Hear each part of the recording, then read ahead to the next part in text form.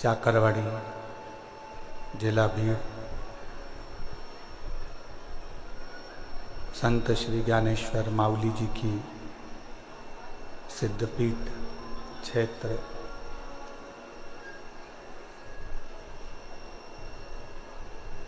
सद्गुरु संत श्री ज्ञानेश्वर माउली जी की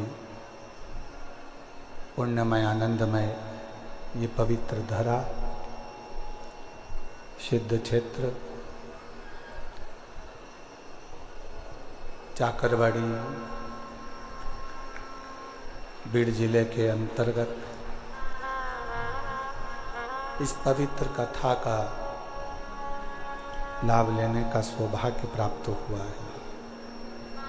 कथा के मुख्य यजमान श्री श्री महादेव जी महाराज जी, स्थान सद्गुरु संत श्री ज्ञानेश्वर माउली सिद्ध क्षेत्र चाकरवाड़ी बीड़। एक बार श्री महादेव महाराज जी के लिए जोरदार ताली बजाकर स्वागत वंदन अभिनंदन। जिन्होंने इस पवित्र पावन कथा का लाभ आप और हमको दिया है और ये पवित्र कथा श्रवण करने का सौभाग्य प्राप्त हुआ है। और तेरी कृपा बिना एक भी लेते हैं श्वास कृपा से बखान क्या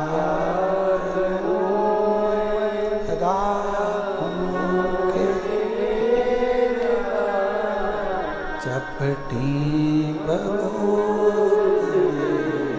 खजाना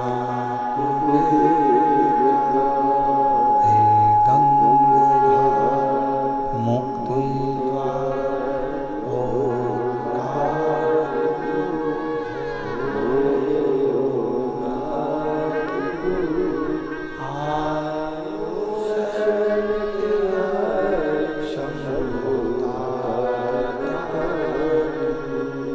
बखान क्या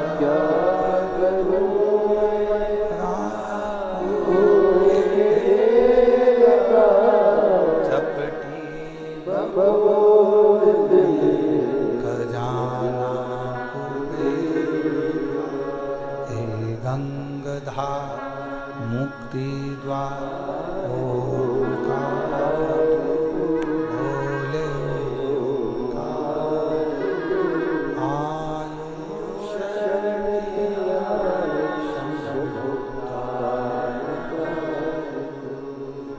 सद्गुरु संत श्री ज्ञानेश्वर जी महाराज जी की ये श्री सिद्ध क्षेत्र पीठ है, जहाँ पर आप और हम भगवान शिव की पवित्र कथा श्रवण करने के लिए विराजमान हैं। भगवान शंकर की पवित्र कथा का रसतत्व आप और हम ग्रहण कर रहे हैं। कोई पुण्य चाकरवाड़ी वालों के होंगे, इस बीड़ जिले वालों के होंगे, जिन्होंने इस पवित्र कथा का लाभ आप और हमको दिया है।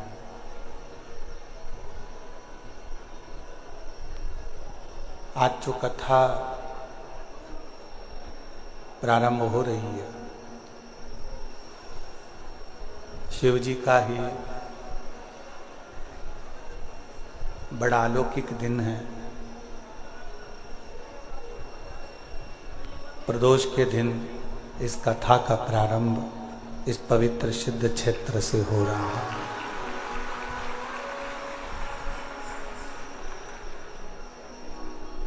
श्री महादेव महाराज जी का बड़ा मन था कि बीड़ जिले में ये कथा हो। और श्री क्षेत्र में चाकरवाड़ी में एक कथा का दिव्य और भव्य आयोजन हो। महाराज जी, मैं आपके चरणों को प्रणाम करता हूँ, नमन करता हूँ।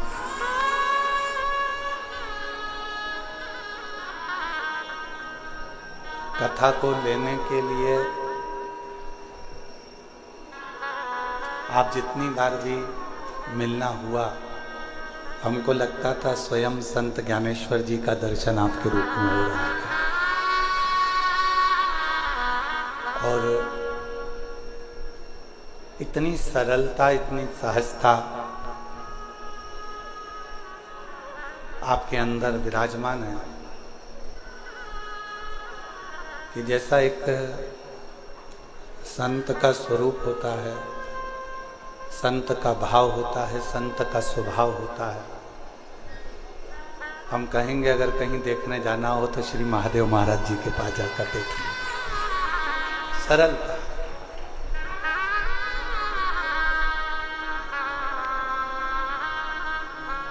और ऐसा ही एक संत का भाव है, इसलिए ये क्षेत्र पूरे महाराष्ट्र में इतना प्रसिद्ध है।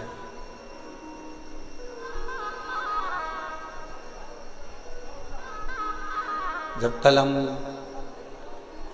श्री क्षेत्र में पहुंचे चाकरवाड़ी में, समाधि मंदिर के अंदर जब अभिषेक किया, दर्शन किया, तो ऐसा लग रहा था कि जैसे कोई अलग से कोई ज्ञान की ऊर्जा, कोई तप की ऊर्जा, कोई भजन की ऊर्जा, कोई कीर्तन की ऊर्जा प्रणाम करते ही अपने शरीर में समा रही। और इतने पवित्र क्षेत्र में अगर ये शिव महापुराण की कथा आप और हम अगर श्रवण कर रहे हैं, इतने पवित्र क्षेत्र में अगर ये पवित्र कथा का लाभ आप और हम ले रहे हैं, तो हमको तो लगता है कि सारी नदियों का जल एक जगह पर एकत्रित हो गया हो, ऐसा चाकरवाड़ी की कथा का क्रम रहे। और मैंने तेरे ही भरोसे बाबा, तेरे ही भरोसे हवा बिच उड़ती बाबा,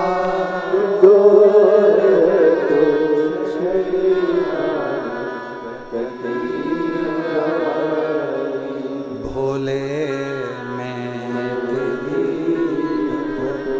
शंभू में हवा बिच उड़ती बाबा,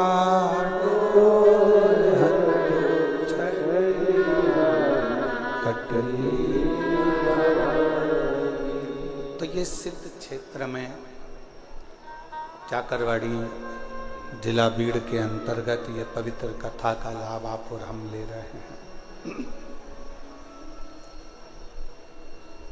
और प्रदोष के दिन इस कथा का प्रारंभ हुआ है।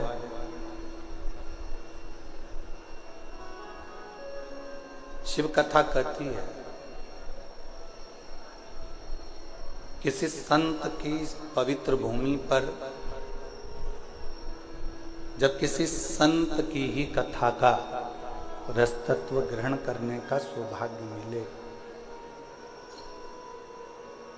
संत की ही कथा का लाभ लेने का यदि आप और हमको सौभाग्य मिले, तो ये समझें कि हम कोई साधारण व्यक्ति नहीं है।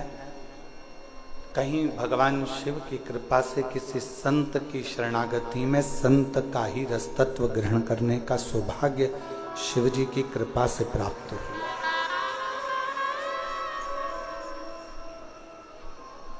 उसी की कृपा उसी की करुणा, उसी की दया, उसी की कृपा, उसी की करुणा, उसी की कृपा, उसी की करुणा, उसी की दया है जो ये पवित्र कथा का लाभ आप और हम ले रहे हैं। अब इन 7 दिनों में अपने को करना क्या?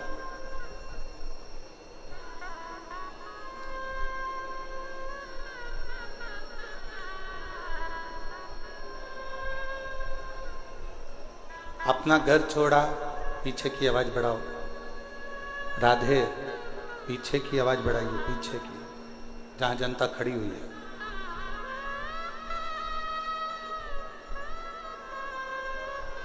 सात दिनों में अपने को करना क्या? जैसे अपना घर छोड़कर आप और हम भगवान की कथा में आकर बैठे हैं, उसी तरह अपने विषयों को, अपनी आसक्ति को, अपनी तृष्णा को, अपने अहंकार को थोड़ा दूर छोड़कर भगवान की शरणागति में आकर बैठना।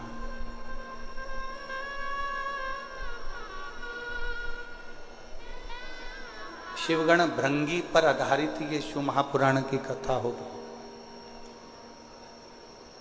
और शिव जी का एक ऐसा गण है भृंगी, जो भगवान शिव के सिवाय कहीं उसका चित्त, उसका मन जाता ही नहीं। और एक बार जो शिव का होकर आ गया, एक बार जो परमात्मा का होकर आ गया, तो ये मानकर चलो कि फिर तुम्हें कहीं भटकने की जरूरत नहीं पड़ेगी। शंकर तुम्हारा हाथ थामकर तुम्हें मंजिल तक पहुंचा देगा।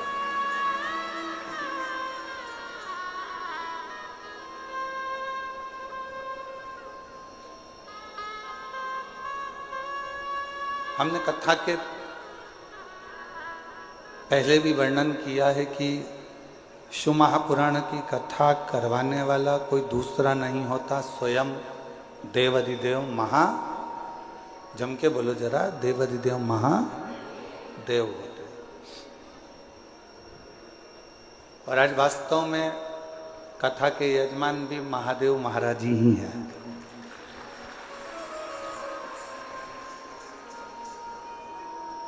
कथा के करवाने वाले भी महादेव जी हैं और कथा बाचने वाले भी महादेव जी हैं और कथा सुनने वाले भी महादेव जी हैं। इस कथा को कोई दूसरा नहीं कर। अब आप और हम इसमें कितना ग्रहण कर सकते हैं?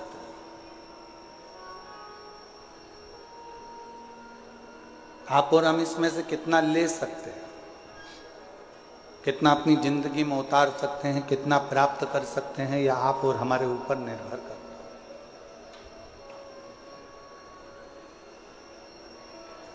महाराज, ज्ञान की पहचान बहस से होती है। एक सास बहू की आपस में जो बहस चलती है, उससे ये पहचान हो जाती है कि बहू में कितना ज्ञान है।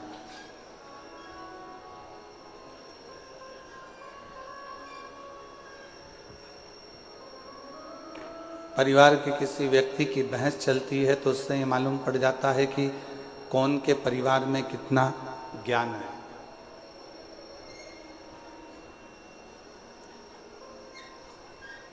एक बहस की पहचान, एक ज्ञान की पहचान उसकी आपसी भाषा की बहस से हो जाती है।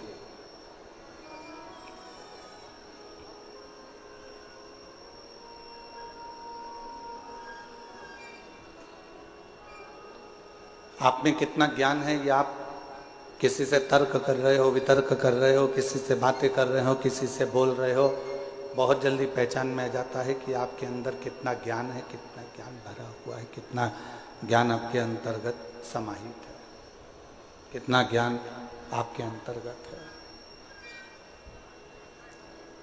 और यदि इंसान की पहचान करना है तो उसकी पहचान करने के लिए बहुत सारे धन, वैभव, संपदा, सत्ता, दौलत की जरूरत नहीं पड़ती। उसकी वाणी, उसकी बोली उसकी पहचान करा देती है कि उसमें कैसा इंसान है, कैसा व्यक्ति है और कैसा उसका व्यक्तित्व है।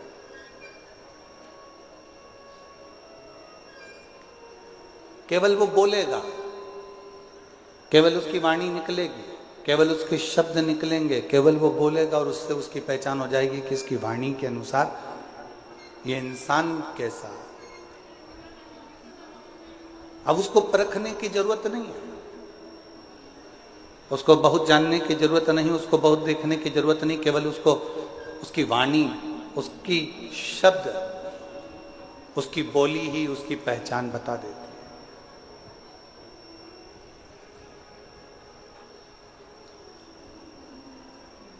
और शिव महापुराण की कथा कहती है, परिवार की पहचान किसी दूसरी चीज से नहीं होती, घर के संस्कार हमारे परिवार की पहचान बता देते हैं कि हमारा परिवार कैसा है। एक बच्चों का संस्कार,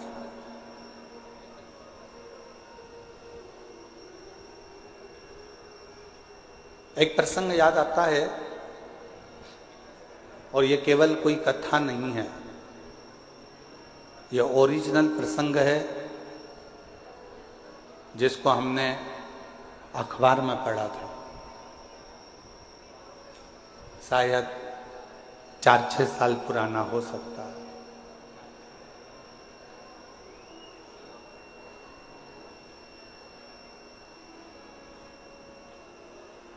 एक माता पिता ने अपने लड़के की शादी एक लड़की से पक्की कर दी।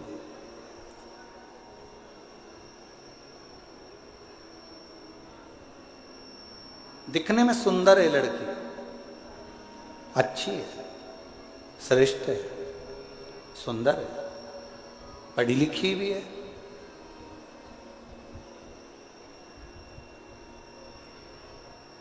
दिखने में उसकी सुंदरता भी है, पढ़ी लिखी भी है और अच्छी भी है।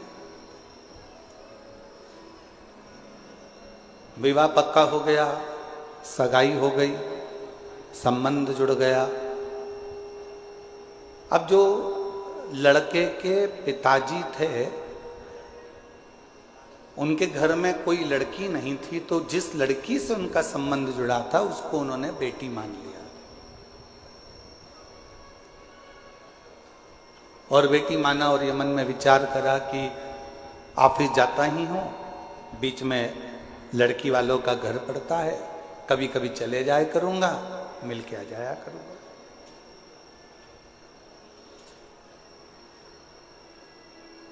ये कोई कथा नहीं है, हमने अखबार में पढ़ा था, 6 साल 8 साल पहले का एक प्रसंग है जो आपको श्रवण करा। अब लड़के के पिताजी लड़की के घर जाते, कभी सुबह सुबह चले जाते तो माँ पोछा लगाती हुई दिखती, झाड़ू लगाते हुए दिखती। इतने में तुरंत लड़के के पिताजी ने लड़की की माँ से पूछा, आप पोछा लगा रही हो? उन्होंने कुर्सी दी, लड़के के पिताजी बैठे, लड़की की माँ झाड़ू निकालते निकालते झाड़ू को रखा, हाथ धोया, पानी लेकर आई, चाय बनाई, समधी जी को पिलाई, समधी जी ने चाय पी, पानी पिया। पानी चाय पीने के बाद में जब वापिस चाय पानी पीने के बाद में पुनः थोड़ी देर बाद वापिस चल दिए। शंभू शंभू शंभू, चाय पानी पीने के बाद वापिस चल दिए। फिर 2-3 दिन हुए, लड़के के पिताजी फिर आ गए। मां उस समय पर बर्तन मांज रही थी।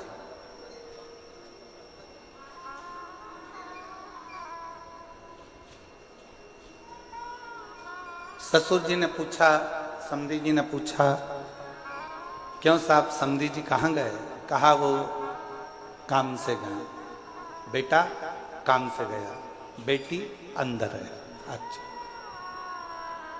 समधी जी के लिए बर्तन मांगते मांगते छोड़कर फिर वो चाय लाई, पानी लाई, समधन ने चाय पानी पिलाया। समधी जी फिर चले गए। 1.5 महीने के बाद फिर समधी जी आए। समधन कपड़े धो रही थी, आवाज लगाई, दरवाजा खोला, फिर आए, फिर पूछा सब कहाँ हैं? तो कहा कोई वहां, कोई वहां, कोई वहां। हाथ धोया, पानी लाई, कुछ नाश्ता बना के रखा था, नाश्ता लेकर दिया। 15 दिन के बाद फिर समधी जी आए। सास ने, लड़की की मां ने फिर वैसा के वैसे किया। अब समधी जी ने एक पत्र लिखकर भेजा कि हमारी तरफ से ये रिश्ता कैंसिल करा जाता है, हमको ये संबंध नहीं रखना, हमको ये रिश्ता नहीं रखना। लड़की के माँ बाप ने पूछा साहब आपका हमारा इतना अच्छा प्रेम है, संबंध है, फिर आप लड़का लड़की का ये संबंध क्यों नहीं रखना चाहते?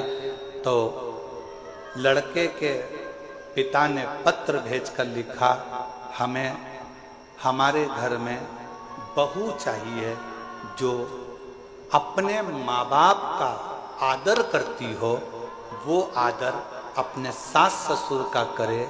अगर माँ घर में बर्तन मांज रही है और बेटी घर में मोबाइल चला रही हो, माँ कपड़े धो रही हो और बेटी लैपटॉप चला रही हो, माँ झाड़ू लगा रही हो और बेटी अपने कमरे में सो रही हो, माँ पूरे घर का काम कर रही हो और बेटी आराम से बैठकर अपने कमरे से बाहर ना निकल रही हो, तो हमको टेबल पर सजाने के लिए गुलदस्ता नहीं चाहिए, हमको बहू चाहिए, हमको बहू चाहिए।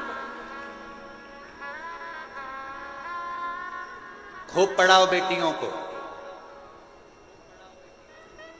यशु महापुराण की कथा कहती है, शंकर जी की 6 लड़कियों को शंकर जी ने अलग अलग गुरु के गृह में पढ़ने के लिए भेजा था। शायद दुनिया का पहला पिता होगा जो अपनी बेटी को शिक्षा अध्ययन करने के लिए भेजे थे, वो देवाधिदेव महादेव थे, वो भगवान शंकर थे, वो भगवान शिव, वो ओघड़दानी देवाधिदेव महादेव भगवान शंकर थे। खूब पढ़ाओ बेटी को, अच्छी एजुकेशन दिलाओ बेटी को, अच्छा कॉलेज दिलाओ बेटी को, अच्छे स्कूल में पढ़ाओ बेटी को, तुम्हारी कैपेसिटी से ज्यादा अध्ययन कराओ बेटी को। पर निवेदन है, अपनी घर की बेटी को एक संस्कार जरूर देना कि अगर माँ थकी हुई दिख रही हो तो बेटी कहे, मम्मी भले मैं ऑफिस से आई हूं, तुम बैठो, मैं चाय बनाकर तुम्हारे लिए भी लाती हूं और मेरे लिए भी लेकर आ। माँ आप रुको, थोड़ा काम मैं करती हूँ, आप बैठे रहो, मम्मी टेंशन मत लो, मैं कर दूंगी ना, हो जाएगा ना, चिंता मत करो, चलो बैठो, पापा चिंता मत करो। जिस घर की बेटी का संबोधन, जिस बेटी के घर के शब्द अपने माँ बाप के लिए इस तरह के निकलते हैं, समझ लेना वो बेटी अपने ससुराल में थोड़ी तंगी में भी अपनी जिंदगी का बसर सही से कर सकती है, कर सकती। थोड़ी तंगाई आएगी, थोड़ी तकलीफ आएगी, पर उसमें भी वो अच्छे से जिंदगी का बसर कर सकती, जिंदगी श्रेष्ठ जी सकती। आज के जमाने में हम सहनशीलता नहीं दे पा रहे। शिव महापुराण की कथा कहती है, परिवार की सबसे बड़ी पहचान होती है उसके घर के संस्कार। मेरे ओघड़दानी, मेरे शंकर भगवान के परिवार की सबसे बड़ी पहचान है उनके घर के संस्कार। राजा नहुष के घर में तकलीफ आई और शंकर भगवान की बेटी अशोक सुंदरी ने अपने पति के साथ कदम से कदम मिलाकर कार्य करना प्रारंभ किया। शिव जी के दामाद का नाम था राजा नहुष। शंकर जी की बेटी राजा नहुष के साथ ब्याही थी।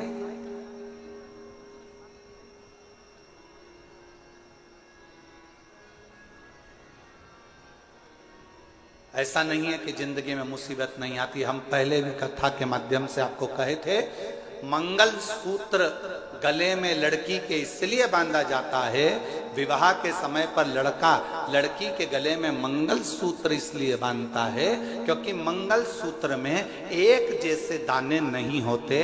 मंगल सूत्र में थोड़े दाने सोने के होते हैं तो थोड़े दाने काले होते हैं, थोड़े दाने पीले होते हैं तो थोड़े दाने लाल होते हैं, थोड़े दाने पीले होते हैं तो थोड़े दाने काले होते हैं। लड़की के गले में लड़का शादी के समय पर मंगलसूत्र इसलिए बांधता है कि जैसे मंगलसूत्र में आधे दाने पीले, आधे काले, आधे सोने के, आधे मोती के होते हैं, उसी तरह हमारी जिंदगी एक जैसी नहीं चलती। शादी के बाद कभी खुशियां भी आएंगी तो कभी गम भी आएगा, कभी दुख भी आएगा तो कभी सुख भी आएगा। एक जैसा जीवन नहीं रहेगा। पर आखिरी में मंगल सूत्र में एक बड़ा सा पेंडिल होता है और शिव महापुराण की कथा होत कहती है, जब संघर्ष के दिन, अच्छे और बुरे दिन निकलते निकलते थक जाते हैं, तब एक समय पर अच्छी जिंदगी का पेंडिल तुम्हारी किस्मत में आ ही जाता है। तुम्हें घबराने की जरूरत नहीं, तुम्हें घबराना।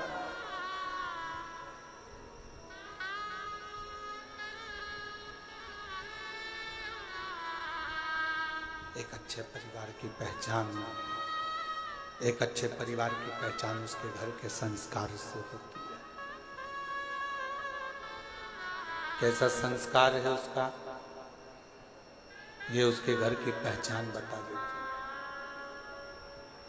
इसलिए फिर निवेदन है कि मत बुरे कर्म कर वरना, सब बोलो सब, भगवान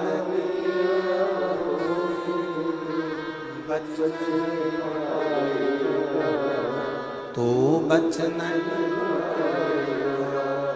अरे ओ अज्ञानी मत करना, अरे ओ अज्ञानी तेरे तू ही पाएगा जैसा किया तूने, तेरे आगे मत बुरे वरना पछताए, भगवान की आंखों से बच नहीं, तू बच नहीं पाएगा, अरे ओ अज्ञानी मत करना। आप अच्छे परिवार की पहचान बताने का सबसे सुंदर तरीका है आपके घर का संस्कार।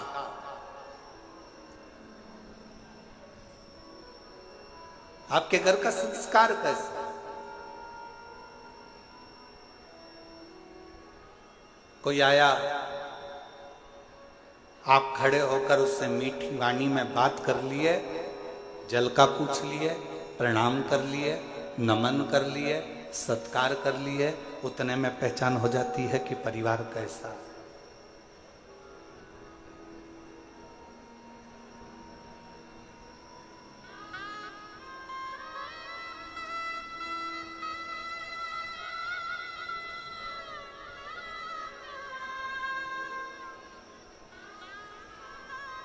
कौन बना रहा है भोजन, कौन दे रहा है सेवा। महादेव महाराज जी प्रणाम करते हुए कहूंगा आपको, हो सकता है कि घर के लोगों को लगे, कल हम जब आए और आने के बाद ऊपर कक्ष में गए, हम प्रसाद पा रहे थे तो हमने बच्चों से पूछा कि प्रसाद किसने बनाया, तो बच्चे बोले कि महादेव महाराज जी के ही यहाँ से, उनके ही परिवार की उनकी ही माता जी और उनकी ही धर्मपत्नी आदि जो परिवार में बेटी और परिवार के सदस्य हैं वही प्रसाद बना। तो हमने ललित महाराज जी को तुरंत कहा कि उनको धन्यवाद देना कि इतने आदरणीय होने के बाद भी उन्होंने अपना रसोई घर नहीं छोड़ा और प्रसाद बनाने की क्रमता जारी रखी। उसके लिए साधुता।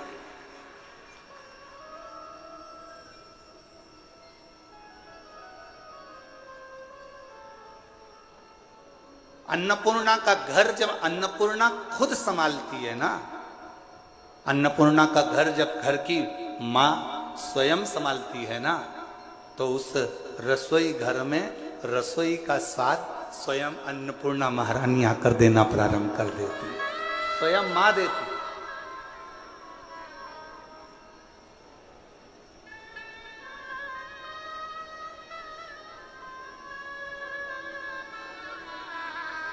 और यही प्रभु की कृपा है। हम हर जगह कथा करने जाते हैं तो कहीं ना कहीं हमको कहना पड़ता है कि कहना कि सब्जी में मिर्ची की मात्रा कम करो, कहना पड़ता है सब्जी में ये मात्रा ज्यादा करो, कोई मात्रा कम करो।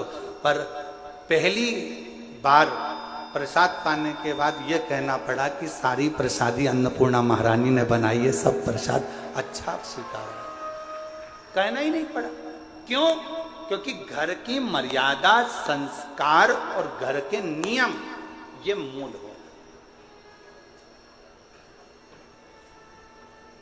और एक चावल का दाना देखा जाता है हंडी का कि चावल पका कितना है, पूरी हंडी कितनी पकी है। हमने तुरंत फिर ललित महाराज से कहा, अब ये विश्वास कहता है कि जब इतना सुंदर प्रसाद यहाँ बना है तो चाकरवाड़ी में जो कथा हो रही है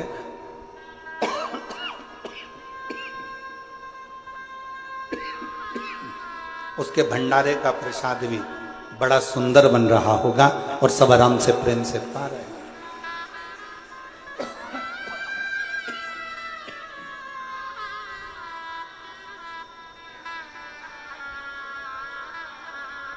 ये प्रेम बता देता है, ये आनंद बता देता है। शिव कथा कह रही है, भगवान शंकर का प्लेन जा रहा है, एकदम सूखा सूखा माई के गला पकड़ रहा है। शिव कथा कह रही है, भगवान शंकर का चरित्र कह रहा है, शिव तत्व कह रहा है, शंकर की कथा कह रहा है।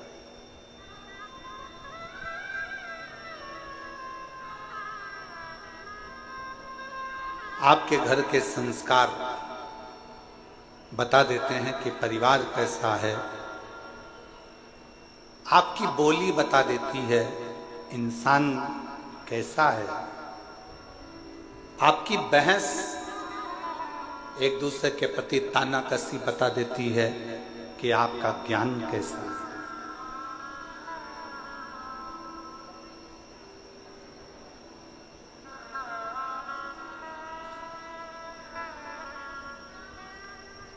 इसलिए निवेदन है, शिव को स्वीकार करने से पहले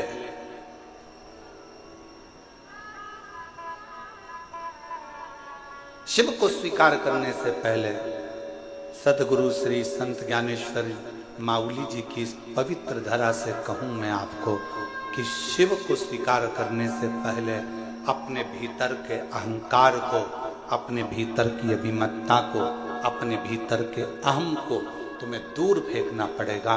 तब आपके भीतर शिव तत्व प्राप्त कर सकते हो। तब शिव को अपने अंदर आप बिठा सकते। कितना कठिन।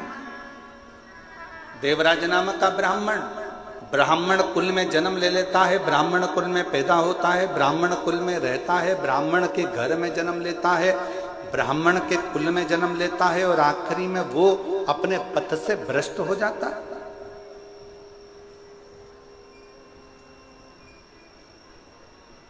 अपने मार्ग से दूर हो जाता है।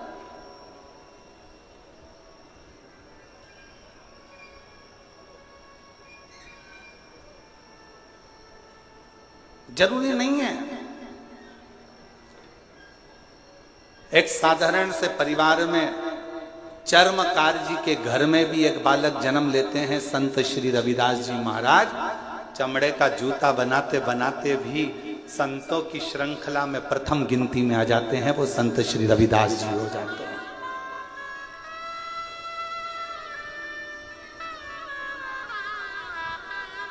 नामदेव जी महाराज, संत तुकाराम जी महाराज, मुक्ताबाई, रामकृष्ण परमहंस जी, चैतन्य महाप्रभु जी, सबके चरित्र का स्मरण तो करिए।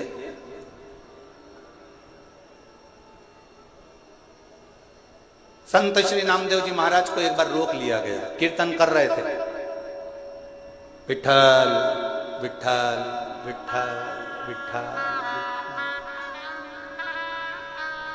लगे हुए,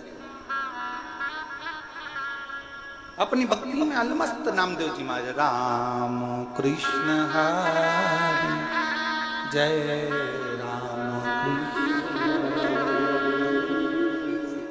राम कृष्ण राम कृष्ण राम कृष्ण हरि जय राम कृष्ण हरि राम कृष्ण हरि जय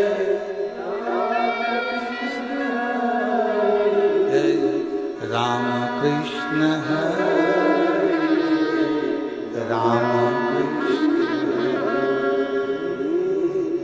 राम कृष्ण राम पावन पावन नाम राम कृष्ण हरि पावन पावन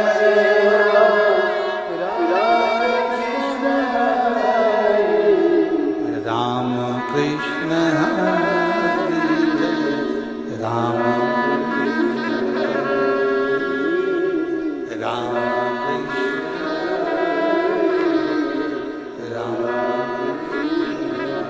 नामदेव जी महाराज अपने कीर्तन में डूबे हुए थे।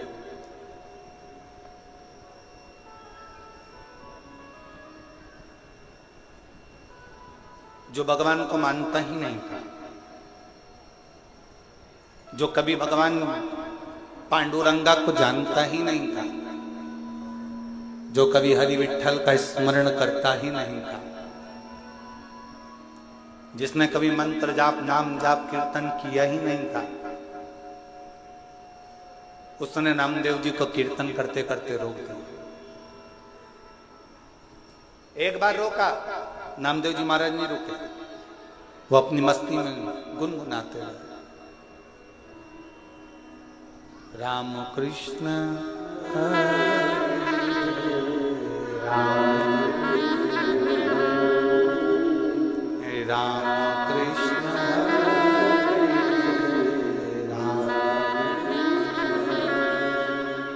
राम कृष्ण हरि जय राम कृष्ण हरि जय राम कृष्ण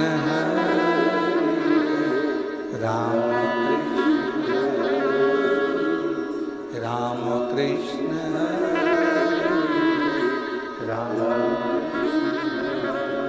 फिर रोका नामदेव जी महाराज को, और जैसे नामदेव जी महाराज को रोका तो नामदेव जी महाराज अपनी कीर्तन में डूबे।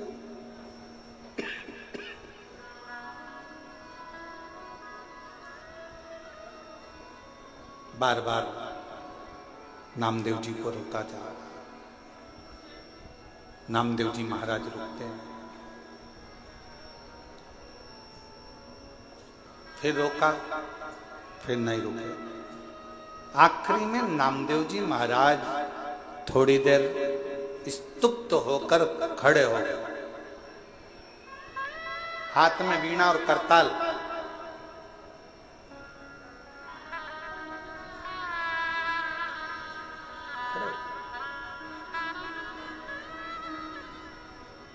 क्या है भाई, तुम मुझे कीर्तन क्यों नहीं करने देते? मेरे कीर्तन करने से तुम्हें तकलीफ क्या है? मेरे कीर्तन करने से तुम्हें कष्ट क्या है? नामदेव जी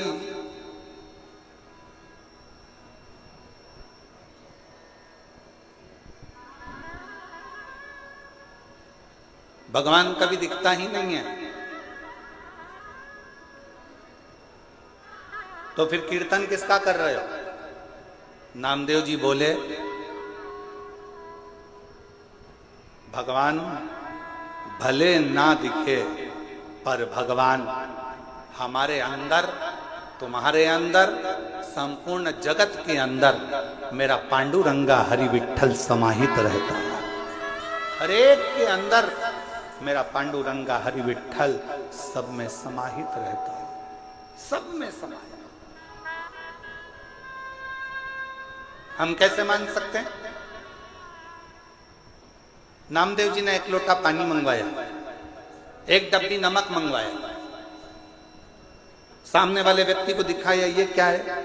नमक। ये क्या है? पानी। नमक लिया 2 चम्मच, सामने वाले से नामदेव जी ने पूछा, ये क्या है? नमक। पानी में डाल दिया। फिर नमक लिया, पूछा, ये क्या है? नमक। पानी में डाल दिया। नामदेव जी महाराज ने पानी को चम्मच से हिला दिया, घोल दिया। अब नामदेव जी महाराज ने पूछा, बता इसमें नमक मांग गया? सामने वाले ने कहा कि इसमें नमक तो घुल गया, नमक इसमें चला गया। अब तो इसको उकाल ले, गरम कर ले, तपा ले, तो भी इसमें नमक मिला की मिला ही रहेगा। नमक दिखता नहीं है, पानी में घुल जाता है। उसी तरह मेरा हरि विठ्ठल भी दिखता नहीं है। जब मानव जन्म लेता है उसमें शिव तत्व समाहित घुला हुआ होता है। परमात्मा उसमें घुला हुआ, परमात्मा उसमें समाया।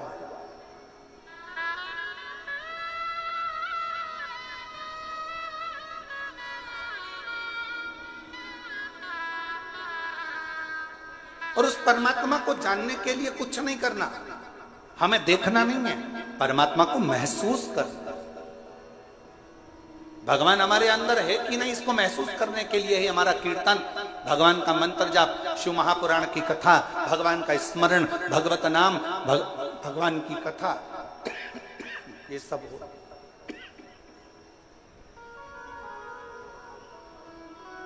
ये परमात्मा को जानने के लिए होती है, परमात्मा को पहचानने के लिए होती है।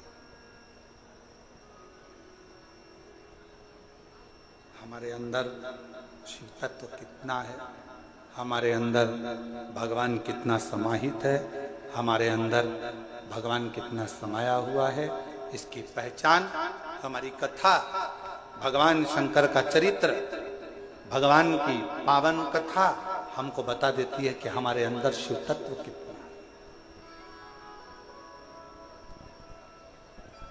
आज एक संत की भूमि पर संत की कथा, शिवगण भृंगी शिव महापुराण की कथा चल रही है।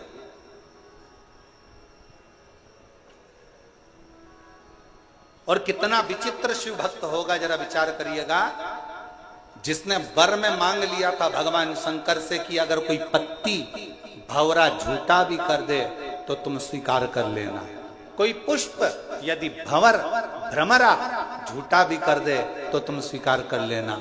और कितनी बड़ी शिव भक्ति होगी, जरा विचार करिएगा। भगवान को चढ़ने वाला फूल अगर धो लिया जाता है, उसको धो देते हैं, तो भगवान उस फूल को स्वीकार नहीं करता। भगवान को चढ़ने वाला फूल पेड़ पे से टूटता है और टूटा हुआ फूल भगवान को चढ़ता है तो भगवान स्वीकार करते हैं, पर धोया हुआ फूल भगवान स्वीकार नहीं करते, क्योंकि वो भंवरे का झूठा होगा तो शिव को स्वीकार।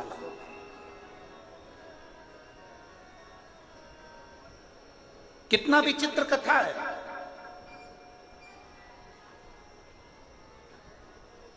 फूल को कब तोड़ा जाता है?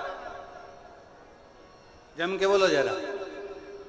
भगवान को चढ़ने वाले फूल को कब तोड़ा जाता है? नहाने के बाद कि नहाने के पहले? बोलते जाओ, उत्तर दो जल्दी। चाकरवाड़ी में बैठे हो, जरा अच्छे दमदारी से उत्तर दो। महाराष्ट्र वाले इतने धीमे बैठे रहेंगे तो हो गया कल्याण पूरे देश का। सारी बुलंद आवाज तो महाराष्ट्र से ही गूंजती है, जैसे छत्रपति संभाजी के लिए गूंजी थी।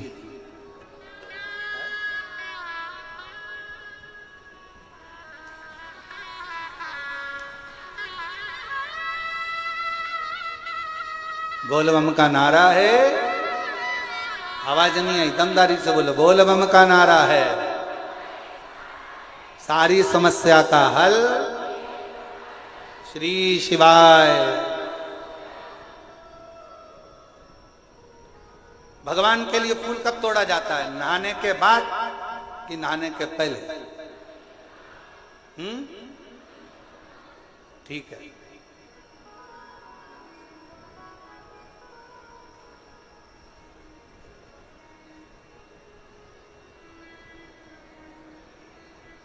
चलो अब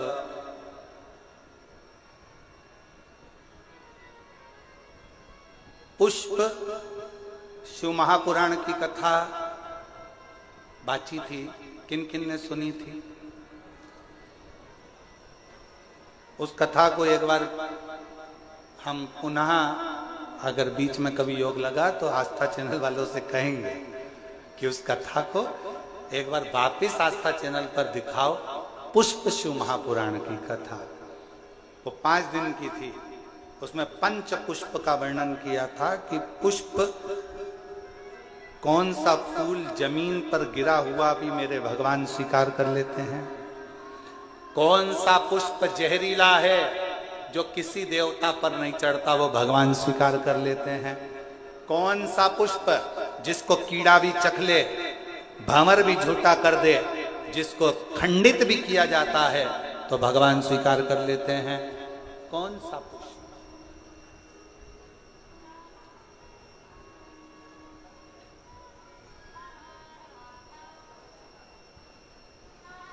कौन सा पुष्प? शिव कथा कह रही, भंवर का झूठा, भंवरे का झूठा स्वयं भृंगी ऋषि ने, भृंगी बाबा ने भगवान शिव से अगर कोई वर मांगा था तो यही मांगा था कि भंवरे का झूठा भी अगर कोई पुष्प है, भ्रमर का झूठा भी है, और कोई स्नान करा नहीं करा, कोई नहाया नहीं नहाया, और हे देवादिदेव महादेव, उसने अगर तुम्हारे लिए डाली में से पुष्प को चुन भी लिया ना तो उसके पुष्प को आप स्वीकार जरूर करना। शंकर ये नहीं देखते कि तुम स्नान कर कर पुष्प तोड़े।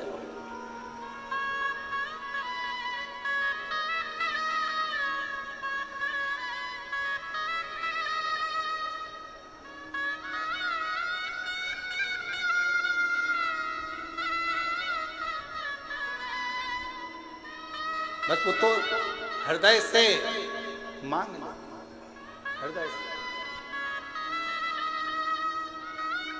हे त्रिपुंडधारी, हे त्रिशूलधारी, हे त्रिपुंडधारी,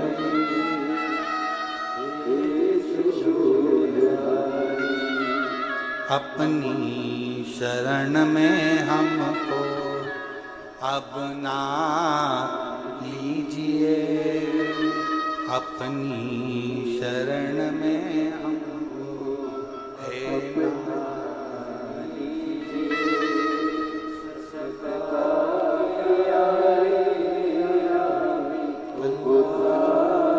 लीजिए, उद्धार कीजिए, हे त्रिपुंडधारी,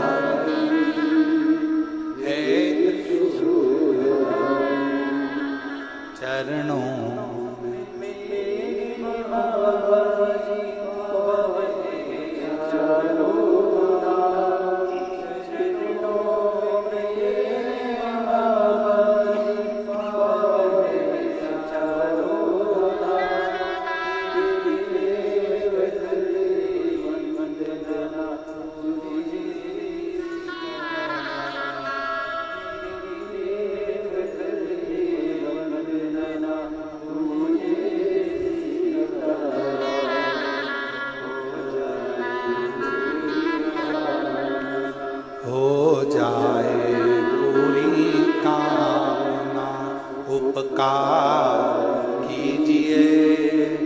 सबका किया है मेरा भी कल्याण।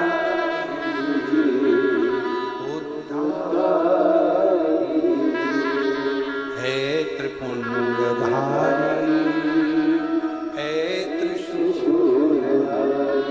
भगवान ये कभी नहीं देखता कि तुम स्नान कर कर पुष्प तोड़े कि स्नान के बाद पुष्प तोड़े। भगवान ये देखता है कि तूने मन कितना पवित्र रखा।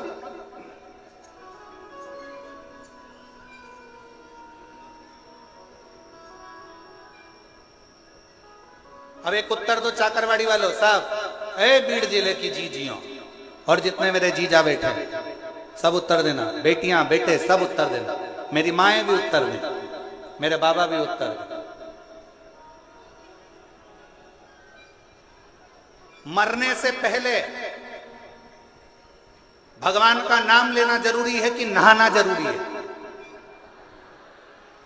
मरने के पहले, मैं मरने की बात नहीं पूछ रहा हूं, मरने के पहले भगवान का नाम लेना जरूरी है कि नहाना जरूरी है? चलो बोलो, जल्दी जल्दी बोलो। भगवान का नाम लेना जरूरी है। अब तुम्हारे पास में दो ऑप्शन सजाएं कि नहीं बहुत बदबू आ रही है, पहले मैं नहा लूं फिर मरूंगी,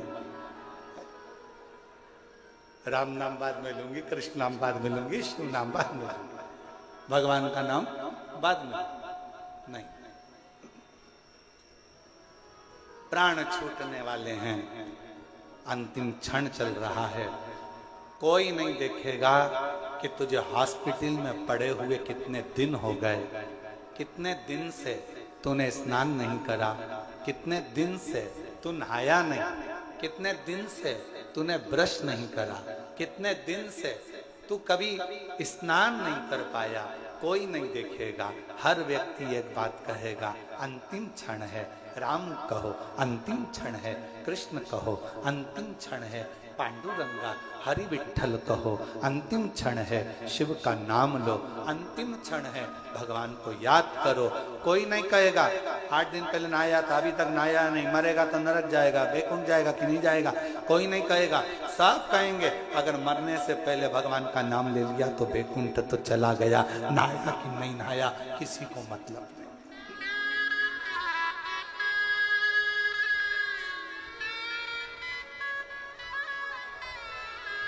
कोई नहीं जानेगा।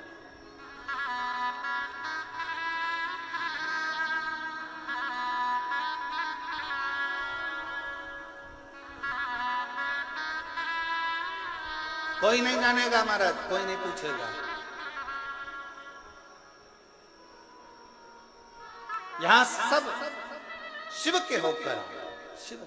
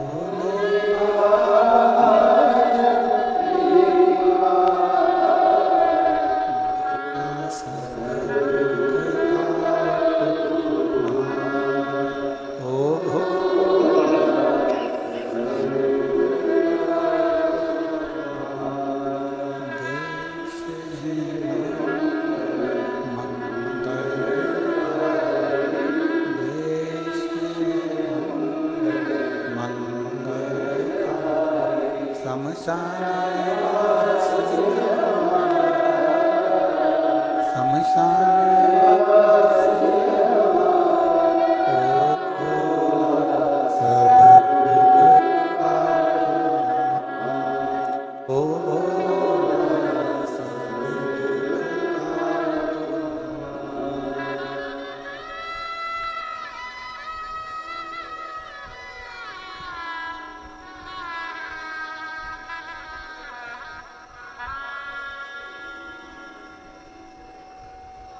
भगवान देवादित्य महादेव, भगवान शिव, ओगरदानी त्रिकालदर्शी, कैलाशी अविनाशी भगवान शंकर की पवित्र कथा कर रही है, शिव महापुराण वर्णन कर रही है, शिव तत्व कह रहा है।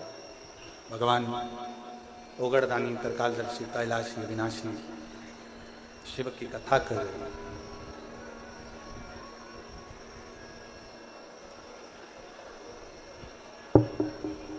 हरि विठ्ठल, पांडुरंगा, शिव, नारायण आप में और हम में, सब में समाहित, कोई विभाजन नहीं। देवराज नामक का ब्राह्मण कुल में जन्म लेने के बाद भी शिव को नहीं जानता। मृत्यु लोक में अगर आपका और हमारा जन्म हुआ है और हम शंकर को नहीं पहचान पा रहे तो समझ लेना कि हमको फिर ना जाने कितने कितने जन्म लेना पड़ सकते हैं। कितने जन्म। और जिसने जान लिया भगवान शंकर को, एक पत्र अच्छा है जी।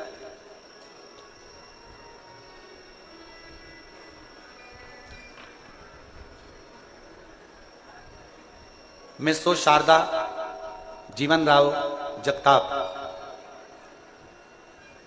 बैंक कॉलोनी, माजलगांव, तहसील माजलगांव, जिला बीड़, महाराष्ट्र। कहीं बैठी हो तो हाथ हिला सकती हैं। अगर कहीं बैठी हो तो हाथ हिला सकती हैं। मैं सो शारदा जीवन राव जगताप, बैंक कॉलोनी, माजलगांव, तहसील माजलगांव, जिला बीड़, महाराष्ट्र। मेरा मोबाइल नंबर ये है।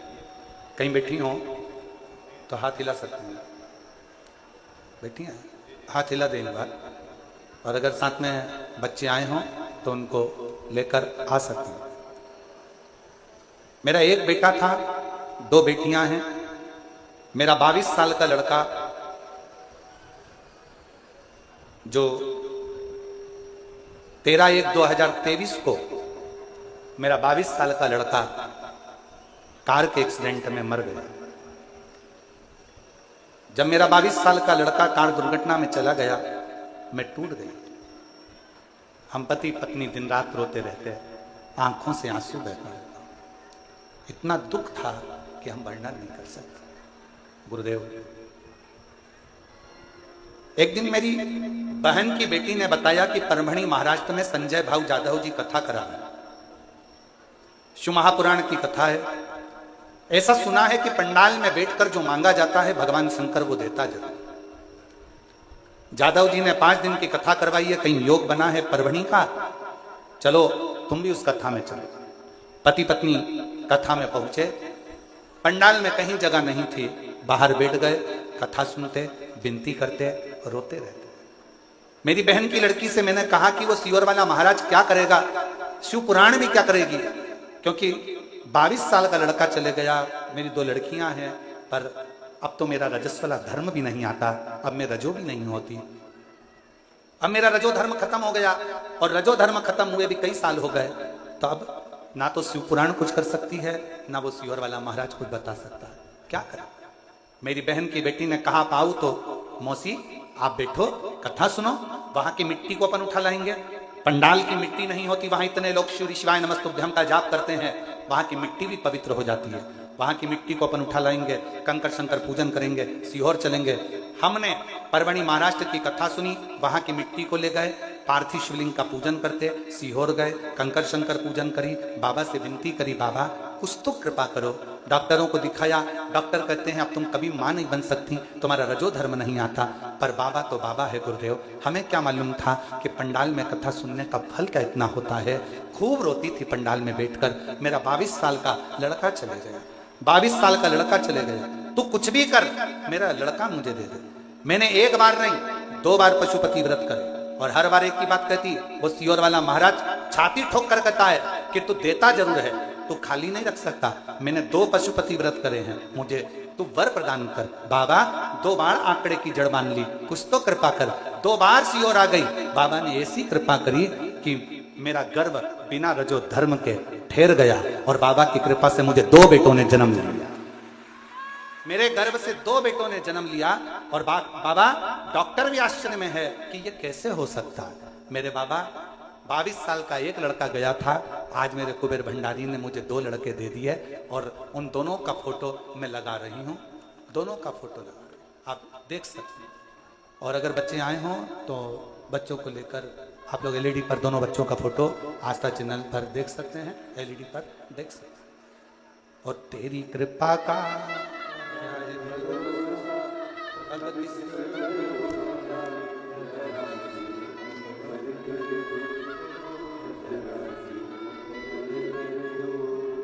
जिस पर भी हो गई तेरी कृपा भवतार हुआ। एकत्र हो रहे बड़ा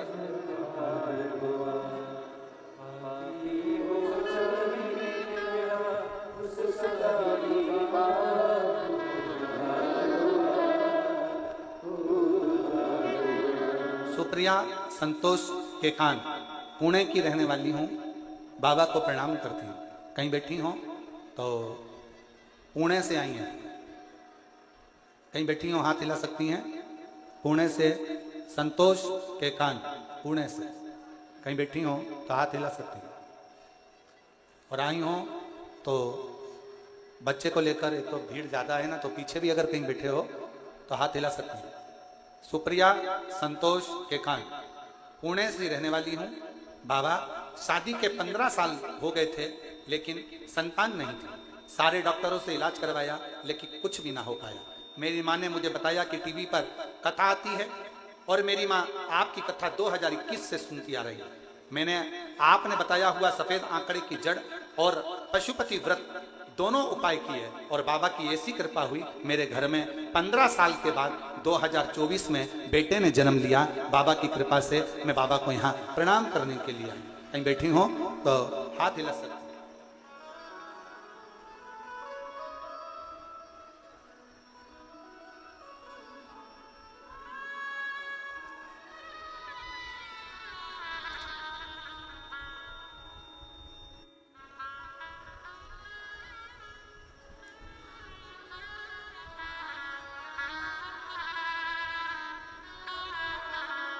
मेरा नाम नंदा चांगदेव, समाज से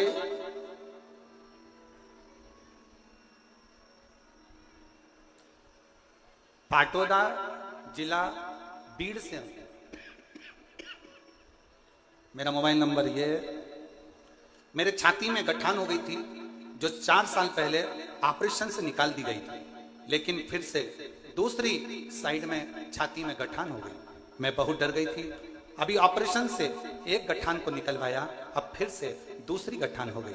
मेरे घर के लोग नजदीक के ही बाबा देवादिदेव महादेव के मंदिर जाने लगे, आपकी कथा सुनने लगे, रोज चढ़ाई हुई बेलपत्र लाने लगे, शिव जी पर चढ़ाया हुआ जल लाने लगे और मुझे देने लगे।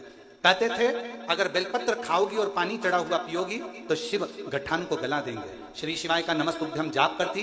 बाबा की ऐसी कृपा हुई गुरुदेव, मुझे दूसरी गठान का ऑपरेशन नहीं कराना पड़ा, और बिना ऑपरेशन के ही मेरी गठान पूरी गल गई। मैं बाबा को यहाँ प्रणाम करने के लिए आई हूँ। कहीं बैठी हो तो आ सकती हैं। मेरा नाम नंदा चांगदेव, संगवासे पाटोदा जिला बीड़ से है। मेरा मोबाइल नंबर ये।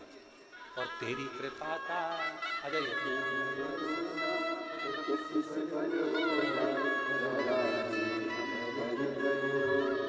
चरासी हम पर जिस पर भी हो गई तेरी कृपा करुणा वो भव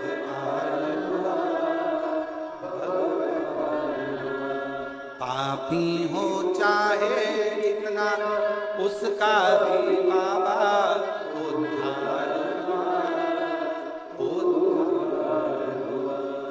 गिद्ध अजामिन गणिका जैसे तेरे मन को जरा सी हम तेरी कृपा का भरोसा कब किस पर होगा जरा सी भगवान देवादिदेव महादेव से जो प्रार्थना करी जाए, निवेदन करा जाए, जो उससे विनय करी जाए, विनती करी जाए, उससे कहा जाए, वो सुनता है, श्रवण करता है। आप दिल से उसको करिए, दिल से उसको प्रार्थना करिए, दिल से निवेदन करिए, सुनेगा।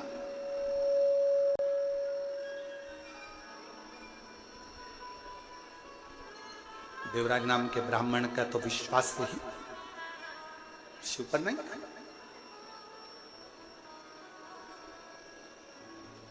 ब्राह्मण कुल में जन्म जरूर ले लिया था, ब्राह्मण कुल में पैदा जरूर हो गया था, पर ब्राह्मण तत्व से दूर था, ब्राह्मण तत्व से दूर था। चोरी का धन लेकर जा रहा था, शरीर में ताप पड़ गया, सामने टूटा सा शिवालय था, सोचा शरीर में थोड़ा सा ठंड लग रही है, दुबक कर बैठ जाऊंगा तो हो सकता है शरीर में थोड़ी सी गर्मी आ जाए।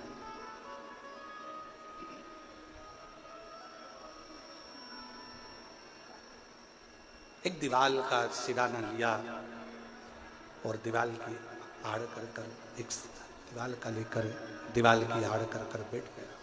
दीवाल की सब शरीर कांप रहा, शरीर कांप रहा। आ जाओ।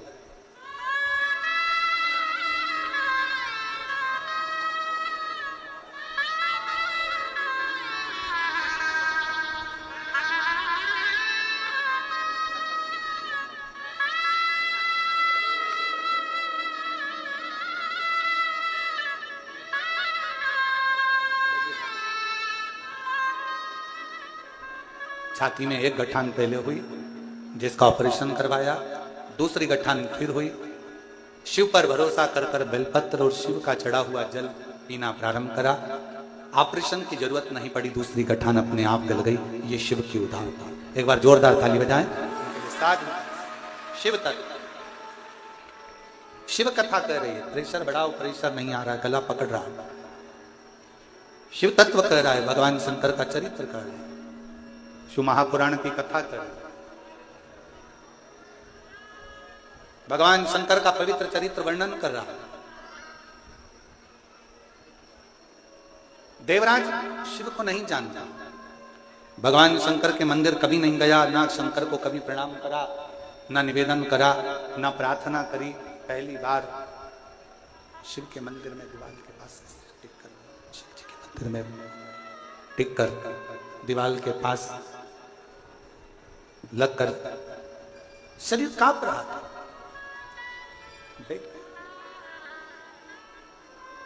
उसको क्या मालूम था कि अंदर शिव महापुराण का कोई पाठ कर रहा था, और वो आवाज उसके कानों में पहुंची, वो शब्द उसके कानों में पहुंचा, वो आवाज, वो शब्द उसके कानों में पहुंचा।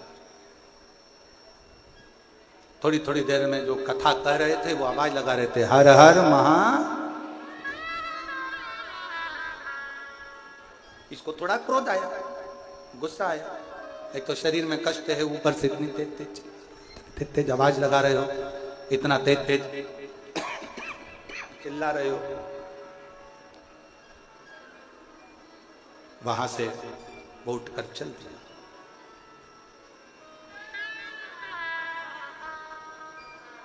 अच्छा, एक बात शिव महापुराण की कथा बहुत अच्छी करती है। आ जाओ।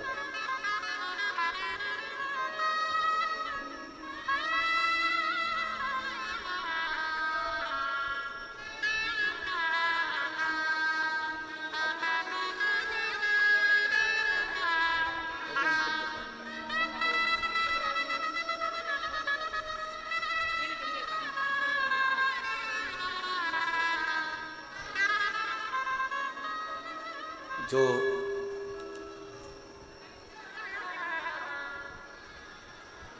बाईस साल का जो लड़का चले गया था, उनकी मौसी हैं, और जिन्होंने परवणी में कथा सुनवाई थी, और बाबा की कृपा से 2 बेटों ने जन्म लिया था। एक बार जोरदार ताली बजाएं।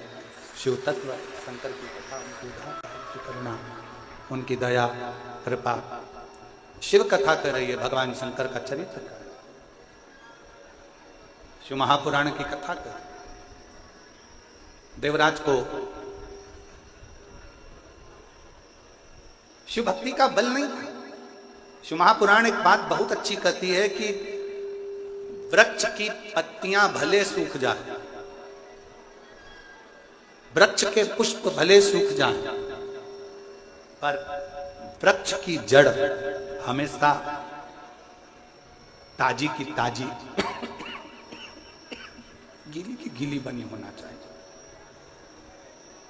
यदि वृक्ष की जड़ गीली रहती है, ताजी रहती है, और वृक्ष की जड़ अगर नहीं सूखती है, तो पत्ती हो चाहे फूल हो, वृक्ष की जड़ के कारण वो पत्ती और फूल वापिस वैसे की वैसे ही हो जाते। शिव भक्ति, भगवान शंकर की कथा भी कुछ ऐसा ही वर्णन करती है। बीड़ जिले में कितने सारे लोग रहते होंगे, चाकरवाड़ी के आसपास में कितने सारे लोग रहते होंगे, कितने सारे जीव रहते होंगे, पर क्या सब शिव महापुराण की कथा तक पहुंच सकते हैं क्या? जम के बोलो जरा। नहीं। क्या सब शिव महापुराण तक आ सकते हैं क्या? नहीं। वही पहुंच पाता, वही शंकर की कथा तक, शिवालय तक, संत तक, गुरु तक वही पहुंच पाता है जिसके हृदय में शिव भक्ति की जड़ हमेशा ताजी की ताजी बनी रहती है, वो कभी सूख नहीं, वो शिव तक पहुंच जाए, शंकर तक पहुंच जाए।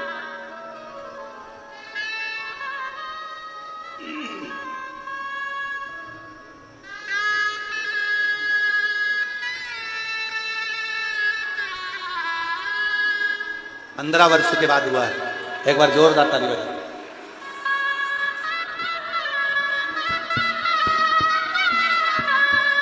शंभो।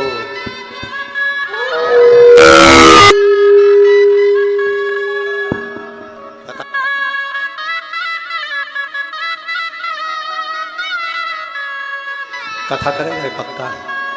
ओ, और तेरी कृपा का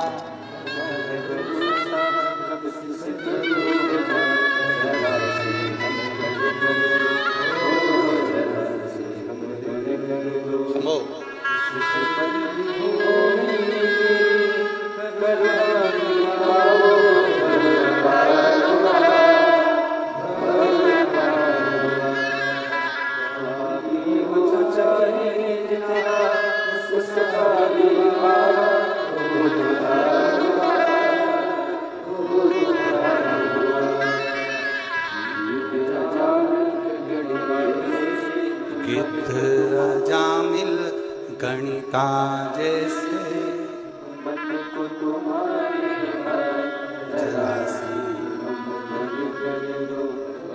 तेरी कृपा का क्या है भरोसा, अब किस पर शिव तत्व करता है।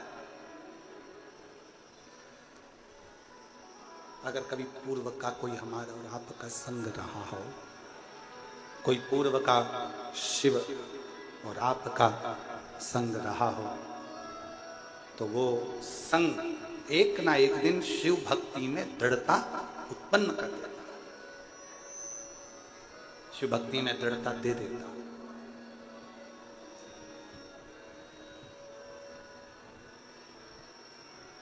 शिव भक्ति में ना किसी भी चीज की जरूरत नहीं है।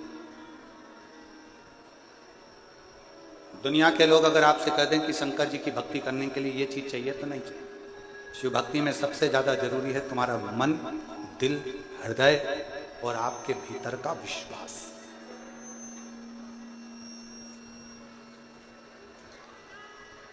आपके अंदर जितना जितना भरोसा, जितना जितना विश्वास, जितनी जितनी दृढ़ता तुम्हारे अंदर होगी, शिव तुम्हारे उतने करीब आता चले जाएगा।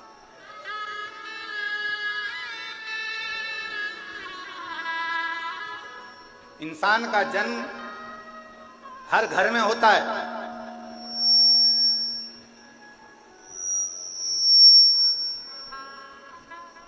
इंसान का जन्म हर घर में होता है, पर इंसानियत का जन्म हर घर में नहीं होता है। इंसान जन्म ले सकता है हर घर के अंदर, पर इंसानियत हर घर में जन्म नहीं लेती। इंसानियत वहीं जन्म लेती है जहां का पूरा भार स्वयं शिव पर आधारित है। एक बात आप लोगों से पूछे, जरा उत्तर दीजिएगा। गाड़ी चलती है, 4 व्हीलर चल रही है, 2 व्हीलर चल रही है, दच के किसको सहन करना पड़ते हैं? खड्डे किसको सहना पड़ते हैं? टायर को, चक्का को, रिंग को।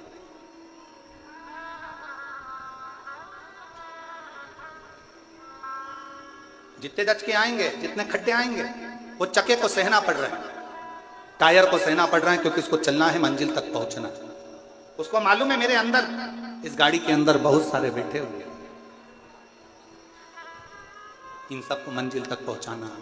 ये भार उसके ऊपर बना हुआ है, उसको चले जाना है। डामर की रोड आएगी तो भी उसको चलना है, सीमेंट की रोड आएगी तो भी उसे चलना है, बड़े बड़े खड्डे आएंगे तो भी उसे चलना है। उसको केवल चलना ही चलना है, बढ़ते ही जाना है, उसको रुकना नहीं है, केवल चलना है। उसी तरह शंकर का जो भक्त होता है, शिव की उपासना करने वाला होता है, शंकर की आराधना करने वाला होता है, शिव की स्तुति करने वाला होता है, शिव का स्मरण करने वाला होता है, उसको मालूम है कि मंजिल तक मुझे लेकर पूरे परिवार को, कुटुंब को जाना है। बीच में मुसीबतों के खड्डे भी आएंगे, बीच में रोड आड़ी टेढ़ी भी आएगी, बीच में सीमेंट की भी आएगी तो डामर की भी आएगी, ना जाने कैसा कैसा क्रम आएगा, पर मुझे चलते जाना, बढ़ते जाना।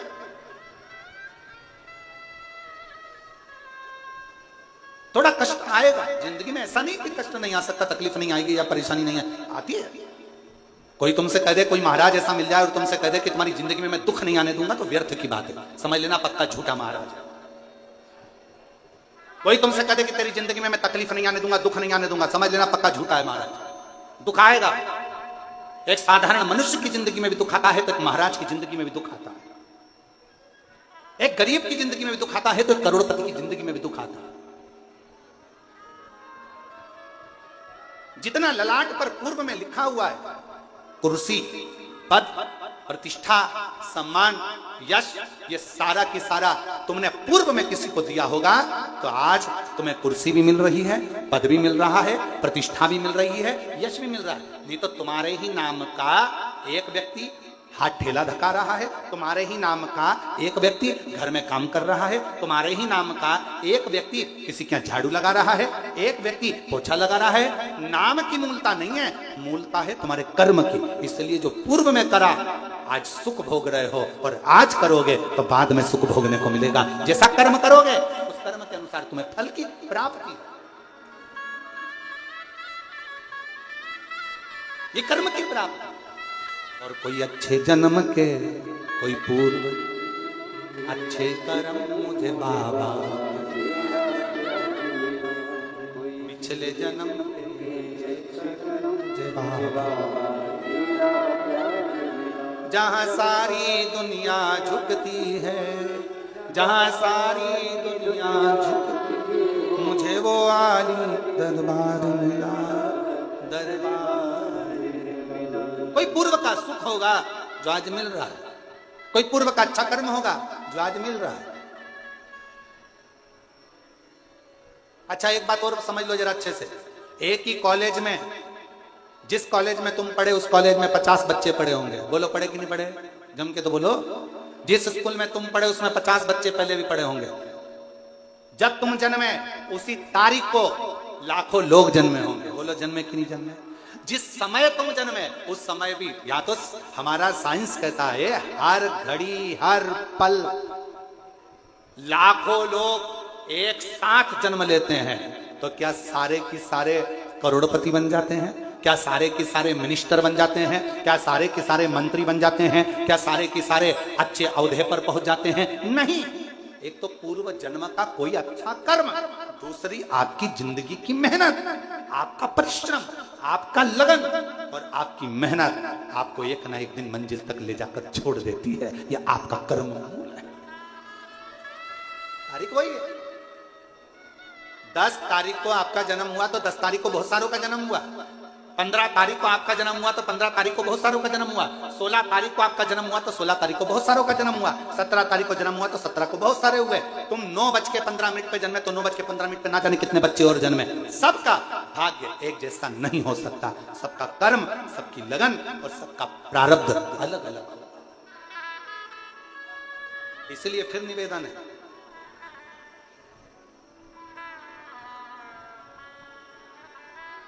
जो दिया मेरे परमात्मा ने, जो दिया मेरे शंकर ने, जो दिया मेरे ओघड़दानी ने, वो कम नहीं दिया। खुश हुआ करो, भगवान को हर पल धन्यवाद दिया करो कि तूने मुझे जो दिया वो कम नहीं दिया, कम नहीं दिया। एक पत्र अच्छा है।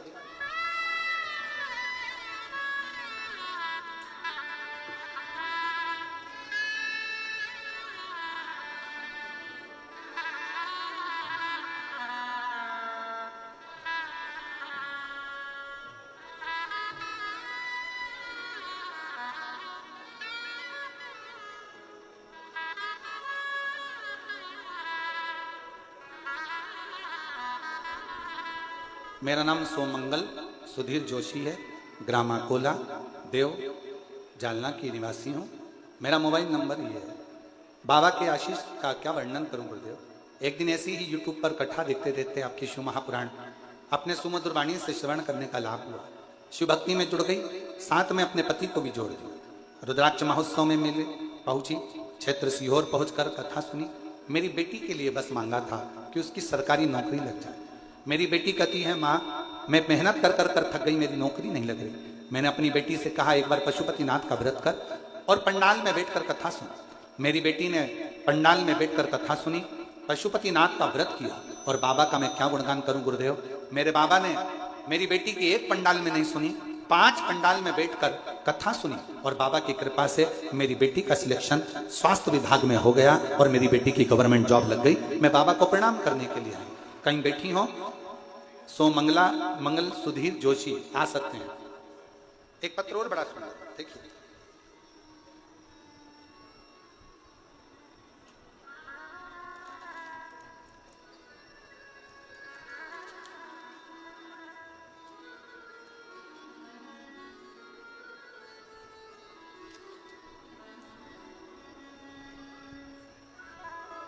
श्रद्धा सुबोध थिंगले, मैं बीड़ की रहने वाली हूं। कहीं बैठी हो तो हाथ हिला सकती हूं। श्रद्धा सुबोध थिंगले, मैं बीड़ की रहने वाली हूं। कई वर्षों से मुझे संतान प्राप्ति नहीं हुई। मैंने बहुत कोशिश करी, तब डॉक्टरों को दिखाया, कोई रिजल्ट नहीं आया। तब मेरी माँ ने आपके बारे में बताया। पहले तो मैंने अपनी माँ को मना करा कि मुझे फालतू काम अच्छे नहीं लगते, ये कथा मथा मेरा मन नहीं करता, मैं नहीं सुनी। मैंने कथा नहीं सुनी। दूसरी बार मेरी माँ ने फिर कहा तू एक बार कथा तो सुन। तभी भी मैंने गुरुदेव आपको बहुत कुछ कहा कि मुझे इन सब चीजों में रुचि नहीं है, मैं इन सबको नहीं मानती, मैं नहीं जानती। फिर मेरे पति से मैंने कहा कि मम्मी का फोन आ रहा है आई का, और हमेशा कथा सुनने का बोलती है, क्या अपन कथा सुने। दोनों पति पत्नी ने विचार करा, कथा सुनना प्रारंभ करी और बाबा पे भरोसा कर कर हम बाबा से प्रार्थना करते मंदिर जाना चालू कर दिए। 1 लोटा जल चढ़ाने लगे और बाबा से प्रार्थना करने लगे। आपकी कथा जैसे ही टीवी पर आती हम बैठ जाते। एक पंडाल में कथा सुनने का विचार करा और पंडाल में कथा सुनने के लिए चले गए। तब भी मेरा गर्भ नहीं ठहरा। तब बहुत नाराजगी हुई और मैंने विचार कर लिया कि अब ना पंडाल जाऊंगी ना कथा में जाऊंगी। तब आपकी कथा अष्ट विनायक गणपति पर आधारित पुणे में चल रही थी। बाबा का नाम लेकर मैंने वो कथा एक बार और दिल करा और कथा सुनने के लिए चली गई। बाबा से प्रार्थना कर कर आ गई। 3 महीना भी नहीं हुआ और मेरा गर्भ ठहर गया। गर्भ तो ठहर गया गुरुदेव, पर 5वें महीने में बच्चे की धड़कन चली गई। 5वें महीने में बच्चे की धड़कन चली गई और बच्चे की धड़कन नहीं थी। डॉक्टरों ने कहा यह बच्चा ठीक नहीं है, इसको निकलवा दीजिए। और एडमिट हो और अबॉर्शन करवाइए, क्योंकि इस बच्चे की धड़कन नहीं है। मन में आया, इतने सालों के बाद भगवान ने बच्चा दिया तो भी उसकी धड़कन नहीं। तब मेरी माँ ने कहा तू घबरा मती, श्री शिवाय नमस्तुभ्यम का जाप करने के लिए बोल दिया। और मेरी माँ ने जैसे ही श्री शिवाय नमस्तुभ्यम का जाप करने के लिए बोला, मैं अस्पताल में रोज जाप करती रही और बाबा से प्रार्थना करती रही कि तूने बच्चा दिया और 5 महीने के बच्चे की धड़कन चली गई। कुछ भी कर पर मेरा बच्चा स्वस्थ रखना।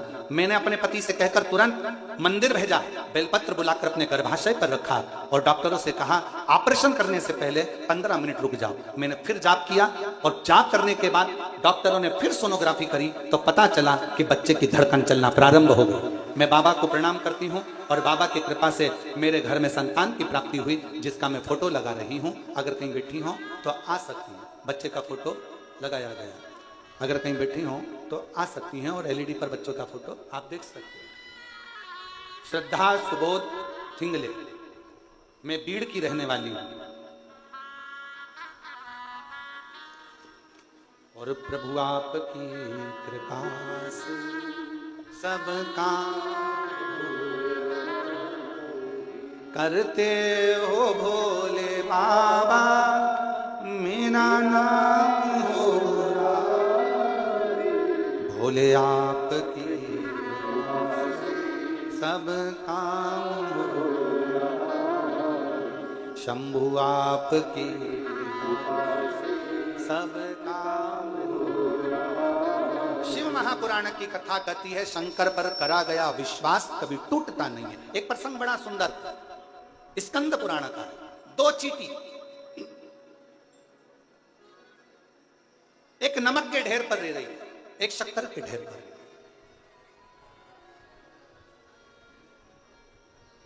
एक दिन शक्कर वाली चींटी ने नमक वाली चींटी से कहा, एक दिन शक्कर वाली चींटी ने नमक वाली चींटी से कहा कि थोड़े दिन मेरे साथ चल, थोड़ा मीठा मीठा खाया कर, चल मेरे साथ। अब नमक वाली चींटी ने सोचा मैं जा रही हूं, क्या पता खाने को मिले कि नहीं मिले। उसने एक नमक की डिली चींटी ने अपने मुंह में फंसा, चली गई अपनी सहेली के साथ शक्कर की।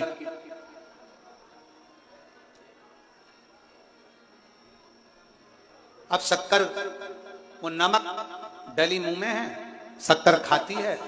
ईमानदारी से बोलो, इधर नमक भरा हुआ और 2-4 बूंद शक्कर खाओगे तो मीठी लगेगी क्या? ओ चाकरवाड़ी वालों, अच्छे से तो बोलो, लगेगी? आखिरी में चींटी जाने लगी। शक्कर वाली चींटी ने नमक वाली चींटी से पूछा तुझे कैसा लगा? नमक वाली चींटी बोली काहे का जैसी वहां थी वैसी यहां। शिव महापुराण में स्कंद पुराण वर्णन करती है, एक तरफ तो तुम शंकर के मंदिर में जा रहे हो, शक्कर के पहाड़ पर जा रहे हो, और दूसरी तरफ अविश्वास का नमक तुम्हारे मुंह में भरा पड़ा है कि होगा कि नहीं होगा। एक बार चल के देखती हूं होगा कि नहीं होगा। अविश्वास का नमक बाजू में फंसा हुआ है और जा रहे हो शिव के मंदिर। शिव महापुराण की कथा कहती है अविश्वास का नमक लेकर अगर शंकर के मंदिर में जाओगे तो कभी विश्वास रूपी शिव का आनंद नहीं ले पाओगे। अविश्वास के नमक को पहले छोड़ दो और पूर्ण विश्वास के साथ जाओगे तो 5 महीने के बच्चे के शरीर में भी धड़कन वापिस आ सकती है, अगर विश्वास है तो। और अगर भरोसा नहीं, विश्वास नहीं तो शिव। हम तो